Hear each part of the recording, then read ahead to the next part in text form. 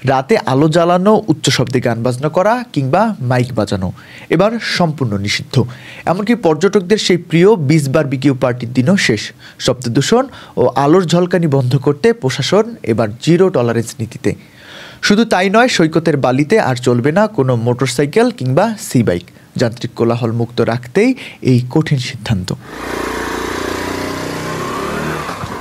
Saint Martin শুধু পর্যটকদের নয়, এটি সামুদ্রিক প্রাণীদেরও আবাসস্থল। তাই দ্বীপের জীববৈচিত্র্য রক্ষায় কড়াকড়ি আরোপ করা হয়েছে। কেয়া বনে প্রবেশ করা, কেয়া ফল ছেঁড়া বা কেনা বেচা করা দণ্ডনীয় অপরাধ। এছাড়া সৈকতে থাকা সামুদ্রিক কাছিম, পাখি, প্রবাল, রাজকাঁকড়া, শামুক বা ঝিনুক এগুলোর কোনোটিরই ক্ষতি করা যাবে না। প্রকৃতির জিনিস প্রকৃতিতেই রাখতে হবে। ব্যাগে ভরে স্মারক হিসেবেও আনা যাবে না। সবচেয়ে বড় যুদ্ধটা এবার প্লাস্টিকের বিরুদ্ধে। ঘাটে ওঠার সময়ই পর্যটকদের হাতে উপহার হিসেবে পরিবেশবান্ধব পানির বোতল তুলে দিয়ে সচেতনতার বার্তা দেওয়া হয়েছে। নিষিদ্ধ পলিথিন তো নেয়াই যাবে না, এমনকি একবার ব্যবহার্য প্লাস্টিক নেওয়াতেও নিরুৎসাহিত করা হয়েছে। প্লাস্টিক বোতলের পরিবর্তে পর্যটকদের নিজস্ব পানির ফ্লাস্ক সাথে রাখার পরামর্শ দিয়েছে মন্ত্রণালয়।